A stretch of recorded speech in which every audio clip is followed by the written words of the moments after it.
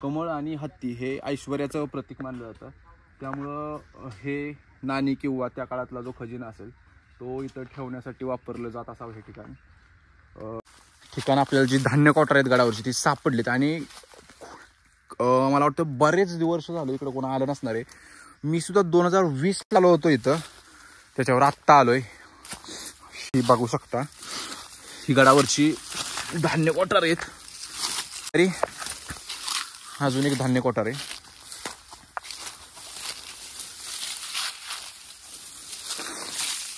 त्यात पण बऱ्यापैकी पाणी साठलं असणार आहे. यात पण पाणी साठलं. हे तर फुल. नवीन एका ब्लॉगमध्ये तुमच्या सर्वांचं स्वागत आहे.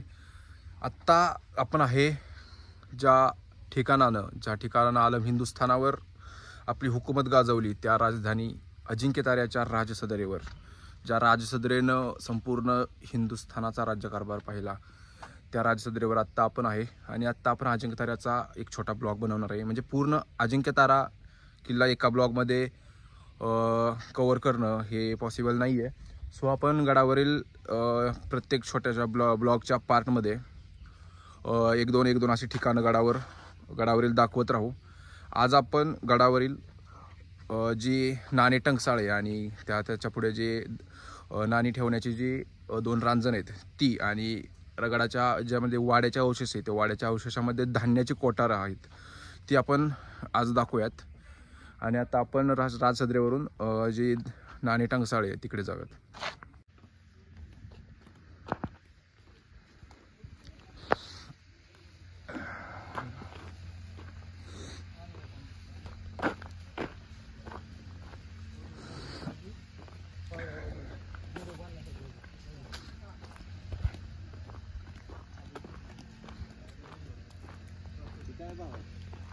आता आपण गडावरील जी वास्तू आहे सध्या सुस्थितीत, बऱ्यापैकी सुस्थितीत असणारी ही वास्तू, या वास्तूला नाणे टंकसाळ म्हणून असं म्हटलं जातं.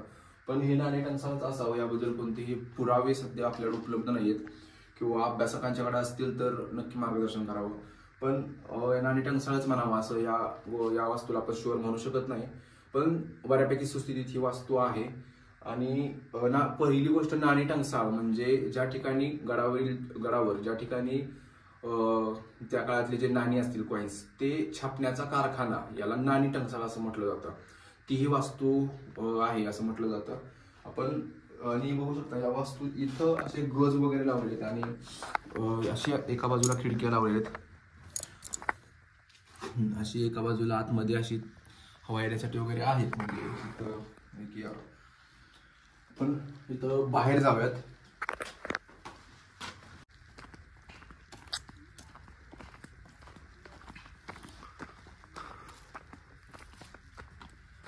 आणि आत्ता आपण गडाच्या त्या ठिकाणी आहे ज्या ठिकाणी गडावरील छापलेली जी नाणी असतील ते ठेवण्यासाठी 2 रांजण आहेत असं म्हटलं जातं.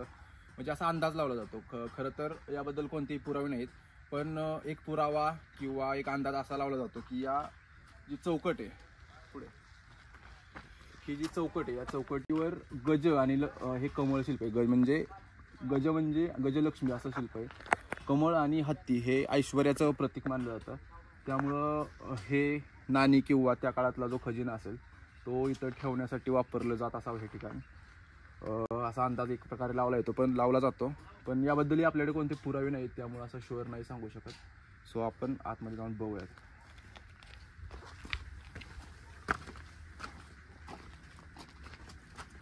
तुम्ही बघू शकता हे आतमध्ये एवढे मोठे रांजण आहेत इथे, आणि अजून तो एक आहे.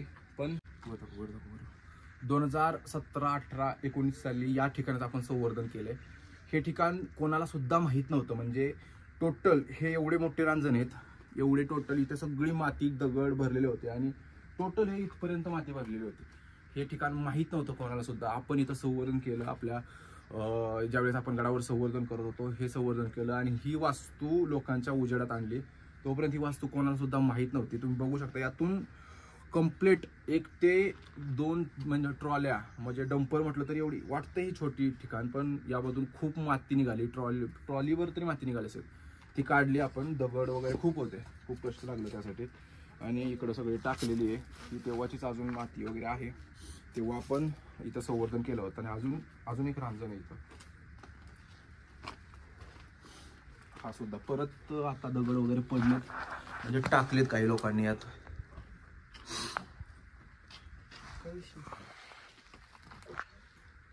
आता आपण जी माझ्या पाठीमागं दिसतंय रत्नशाळा म्हटलं तरी चालेल, म्हणजे ज्या ठिकाणी ते मगाशी आपण रांजण पाहिले ते रांजण, जिथं गडावरील धन वगैरे किंवा कॉईन्स असतील ते ठेवण्यासाठी वापरलं जायचं.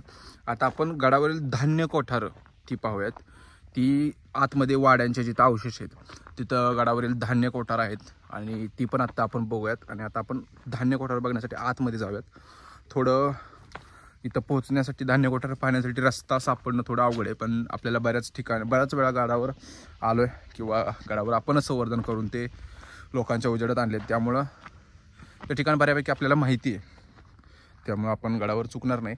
पण जर गडावर तुम्ही नवीन असाल तर चुकण्याची शक्यता आहे, कारण की गवत पूर्ण एवढं छाती एवढं वाढलं, जंगल झाडी वाढली, त्यामुळे एकटे वगैरे असाल तर आतमध्ये जाऊ नका.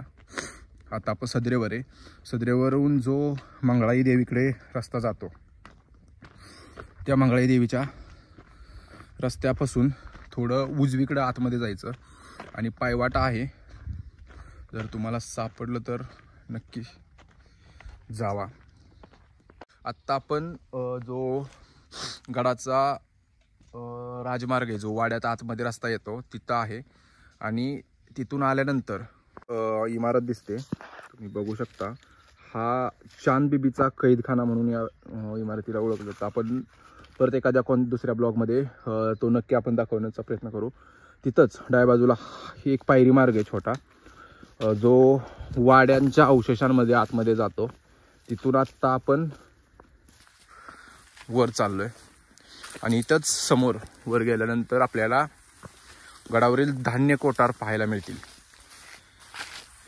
या जंगलात सापडणं थोडं अवघड आहे, पण आपण शोधूया नक्की, आपल्याला सापडतीलच. आणि खूप जंगलात शोधाशोध केल्यानंतर ठिकाण आपल्याला जी धान्य कोठार आहेत गडावरची ती सापडलीत. आणि मला वाटतं बरेच वर्ष झालं इकडं कोणा आलं नसणार आहे. मी सुद्धा 2020 आलो होतो इथं, त्याच्यावर आत्ता आलोय. ही बघू शकता, ही गडावरची धान्य कोठार आहेत. याच्या आतमध्ये सुद्धा खूप अशी माती दगड पडले होते, ते सगळे काढलेले आपण. हा दगड आपल्याला निघाला नव्हता, मोठा दगड होता, तो आपल्याला निघाला नव्हता, तो आपण तसाच ठेवला होता. तो अजून पण तसाच आहे गडावर, आणि पाणी साठलंय. आणि इथंच शेजारी अजून एक धान्य कोठार आहे.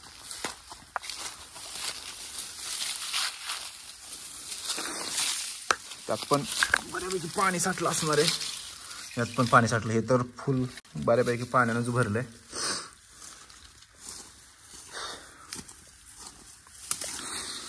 अशी ही गडावरील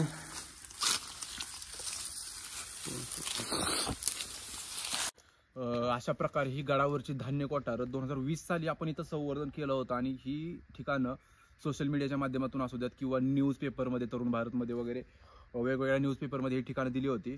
आणि लोकांच्या निदर्शनास ही ठिकाणं आणून दिली होती. तोपर्यंत ही ठिकाणं कोणाला सुद्धा माहीत सुद्धा नव्हती. आणि परत ही ठिकाणं, कारण की जंगलाच्या आतमध्ये आहेत, खूप आतमध्ये, शोधण्यास खूप आवड आहेत. मला सुद्धा शोधायला वेळ लागला, पण फायनली आपण शोधली. कारण की मी सुद्धा 2020 नंतर इथं आलोय. 2020 मध्ये ज्यावेळेस आपण संवर्धन केलं होतं, 2018, 19, 20 या दरम्यान काहीतरी, एका दिवसात संवर्धन नव्हतं झालं कंप्लीट. आपण महिना घालवला होता इथं यात माती सगळी काढण्यासाठी. ही जी दगड दिसत आहेत हे टोटल आपण आतमधून काढलेत त्या धान्य कोठारातून, आणि तेव्हा हे संवर्धन केलं होतं. आणि आज पुन्हा इथं जास्त जंगलात असल्यामुळं पुन्हा इथं हे जंगल वाढलं, आणि हे सगळं पूर्ण साफ केलं होतं, पण पुन्हा इथं गवत वगैरे वाढले, त्यामुळं ही परत काळाच्या पडद्याआड ही ठिकाणं जायला लागलेत. सो सातारकरांना आणि अजिंक्यताऱ्यावर प्रेम करणाऱ्या दुर्ग भटक्यांना असू द्यात, आवाहन आहे की नक्की ह्या ठिकाणी या. गडावरील हे अद्भुत ठिकाणं आहेत, म्हणजे बऱ्याच लोकांना माहीत नसलेली ही धान्य कोठारं वाड्यांच्या मुख्य अवशेषांमध्ये आहेत. तुम्ही बघू शकता, इथं येण्याचा एक तुम्हाला क्ल्यू देऊ शकतो मी. आपला जे चांदबिबीचा कैदखाना आहे तिथून थोडं वर यायचं आणि डाव्या बाजूला वळायचं. थोडं जंगलात आतमध्ये आहेत, पण ही निरगिरीची वगैरे झाड त्याच्या जवळच आहेत असं सांगू शकतो, कारण की असं परफेक्ट एखादा क्ल्यू तर नाही आहे, कारण की जंगल वगैरे झाड असल्यामुळे वेळोवेळी बदलत राहणार आहे, पावसाळ्यात इथलं ठिकाण बदलणार आहे किंवा उन्हाळ्यात असतील. सो असं तर नाही सांगू शकत, पण नक्की या ठिकाणी. आणि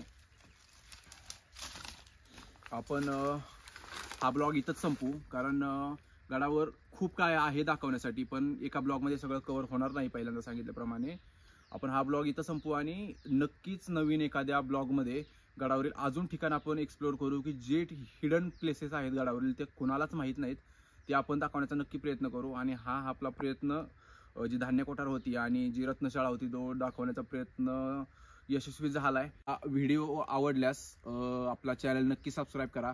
ज्यांच्यासोबत तुम्हाला इथे यायचे त्यांना हा व्हिडिओ नक्की शेअर करा.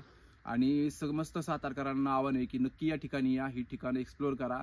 आणि तुम्हाला व्हिडिओ आवडल्यास सबस्क्राईब करा आपला चॅनल, आणि व्हिडिओ आवडल्यास लाईक करा. कमेंटमध्ये नक्की प्रश्न विचारा किंवा काही मार्गदर्शन असेल तरीसुद्धा नक्की कमेंटमध्ये करा. तोपर्यंत भेटू आपण एखाद्या नवीन ब्लॉगमध्ये. तोपर्यंत जय श्रीराम, जय शिवराय.